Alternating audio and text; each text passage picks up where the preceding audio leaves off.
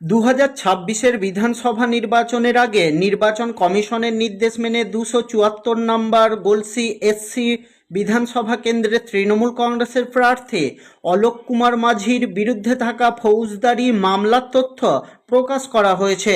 দলীয়ভাবে C7 ফর্মের মাধ্যমে এই তথ্য জনসমক্ষে আনা হয়েছে। প্রকাশিত তথ্য অনুযায়ী প্রার্থীর বিরুদ্ধে থাকা মামলাগুলো আদালতে বিচারাধীন। 2026-এর বিধানসভা নির্বাচনের আগে নির্বাচন কমিশনের নির্দেশ মেনে 274 নম্বর গলসি এসসি বিধানসভা কেন্দ্রে তৃণমূল কংগ্রেসের প্রার্থী অলোক কুমার মাঝির বিরুদ্ধে থাকা ফৌজদারি মামলার তথ্য প্রকাশ করা হয়েছে। দলীয়ভাবে C7 ফর্মের মাধ্যমে এই তথ্য জনসমক্ষে আনা হয়েছে।